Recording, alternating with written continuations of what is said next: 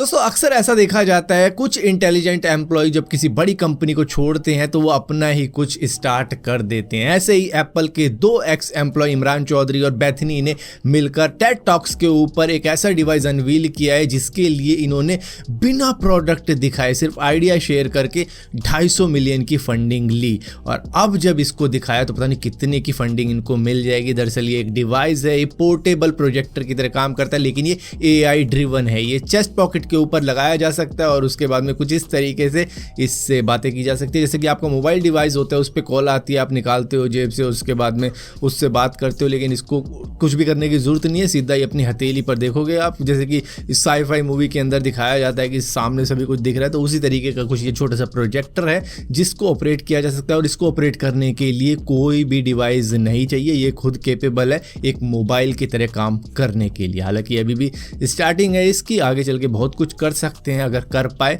लेकिन शुरुआत काफ़ी अच्छी है, काफ़ी पॉपुलैरिटी मिली है। टेड टॉक्स के अंदर काफ़ी ज़्यादा मतलब चीयर अप हुआ है इनका।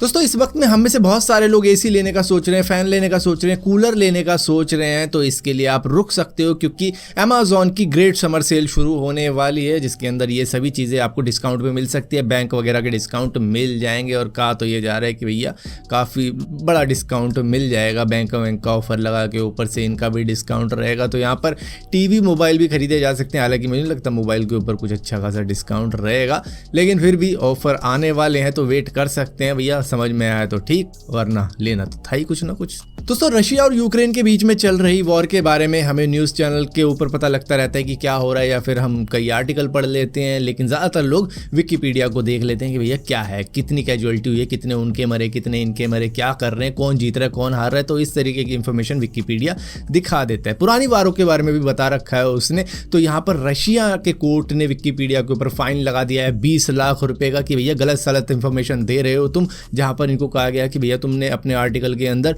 रशियन मिलिट्री के बारे में उनकी सीक्रेट इन्फॉर्मेशन दे दी है, उनकी लोकेशन दे दी है, तो वो नहीं देनी थी। उससे पहले भी तुमने गलत सलत इन्फॉर्मेशन बता रखी है कि इतने इनके मर गए, उतने उनके मर गए। भैया हमारे एक भी नहीं मारा, हम तो जीत रहे हैं। तो इस तरीके की चीज़ें ना करो जिसकी वजह से फाइन लगा दी। लेकिन विकिपीडिया के ऊपर कोई भी असर पड़ नहीं रहा है। उसने कहा कि भैया जो हो रहा है होने दो, लगा दो फाइन जितना करना है। अब विकिपीडिया को देखो असर क्यों नहीं पड़ रहा है, क्योंकि भैया उनके पास में इतनी ज़्यादा इन्फॉर्मेशन है, वो सारी दुनिया को इन्फॉर्मेशन प्रोवाइड कर रहे हैं। वहाँ पर कोई कंट्री उनको बैन करती है तो भैया करे, उन्हीं के लोगों को मतलब इन्फॉर्मेशन नहीं मिलेगी, उन्हीं के लोगों का नुकसान होगा। जैसे कि पाकिस्तान ने बैन कर दिया था, जिसके बाद में विकिपीडिया ने तो कह दिया था कि भैया देखो तुम्हारा ही लॉस है, तो जिसके बाद में अनबैन भी कर दिया था। तो इस तरीके की चीज़ें हैं जिस वजह से विकिपीडिया कहता है भैया जितना फाइन लगाना लगा दो, हमारे पे नहीं एक धेला भी। हम तो खुद डोनेशन मांगते फिरते हैं कि भैया कुछ डोनेशन ही देते जाओ, पढ़ रहे हो तो। दोस्तों इंडिया मार्ट के बारे में शायद ये आपको मालूम है, ये दरअसल एक ऑनलाइन होलसेल ई-कॉमर्स वेबसाइट कही जा सकती है जहाँ से होलसेल में लोग माल मंगवाते हैं, जहाँ पर सेलर का नंबर बायर को मिल जाता है। उसके बाद में वो दोनों बात करके बता देते हैं कि भैया कितना माल भिजवाना है, कितने पैसे अभी ट्रांसफ़र करो तेरे अकाउंट में। तो इस तरीके की यहाँ पर डीलिंग हो जाती है। लेकिन एक बंदा पकड़ा गया है जो दरअसल फ्रॉड था, जिसने 8 लाख का फ्रॉड किया था एक बंदे के साथ में। वो किसी प्रोडक्ट का होलसेल डीलर बना हुआ था, जहां पर वो लोगों से कहता था कि भैया पहले पैसे भेज दो, मैं माल भिजवाता हूँ, ट्रक लोड करवा रहा हूँ, बस माल भिजवा रहा हूँ। होलसेल में आपने मंगा लिए हैं, मतलब 1000 पीस मंगा लिए, 10,000 पीस मंगा लिए, ये काफ़ी ज़्यादा मोटी रकम फिर आनी होती है। जैसे कि 8 लाख का चूना लगा दिया एक बंदे को कि मैं माल भिजवा रहा हूँ। अब होते क्या, वो डिफरेंट स्टेट में माल मंगवा रहे होते हैं, तो उनको ये ज़्यादा चूना लगाते हैं जिससे कि ये पकड़े ना जाए। तो इसी तरीके से करते करते किसी तरीके से ये बंदा पकड़ा गया। तो मालूम चला कि इस तरीके के फ्रॉड इंडिया मार्ट जैसी वेबसाइट के ऊपर भी चलते हैं। मतलब हमें तो ऐसा ही लगता था कि भैया Amazon के ऊपर कोई अननोन सेलर है, वो हमारे साथ फ्रॉड कर सकता है, ये इतने सस्ते में कैसे बेच रहा है, या फिर फ्लिपकार्ट के ऊपर गलत सलत चीज़ें आ जाएं, तो तब जाके हमें मालूम चलता है कि ये सारी चीज़ें हो रही हैं। लेकिन भैया इंडिया मार्ट जैसी होलसेल प्रोडक्ट जो कि होलसेल में मंगवा के फिर हम ऑनलाइन बेचते हैं, दुकानों पर रख के बेचते हैं माल, उस तरीके के भी फ्रॉड हो जाते हैं। मतलब कोई बंदा मेहनत से पैसे कमा के किसी तरीके से कि चलो भैया एक दुकान डालूंगा होलसेल से माल मंगवा के, उनको भी चूना लगा देते हैं लोग। दोस्तों ताइवान की एक कंपनी है जिसका नाम है फॉक्सकॉन, उसके एक फाउंडर हैं जिनका नाम है टेरी गाओ।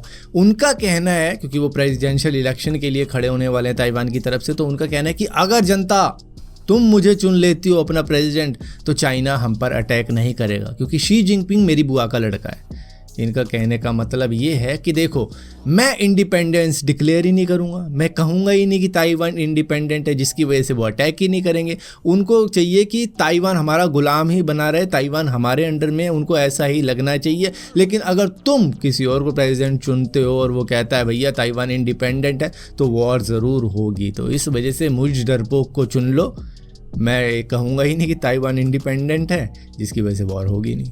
तो इनकी बहादुरी यही है कि भैया किसी भी बड़े से बड़े सूरमा के आगे मुझे ले जाओ, डरूंगा नहीं उनसे, क्योंकि मैं हाथ जोड़ लूंगा ना पहले ही।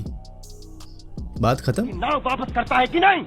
फिर मुझे बोलेगा कि नाव वापस नहीं करूंगा, तो हो गया ना फैसला।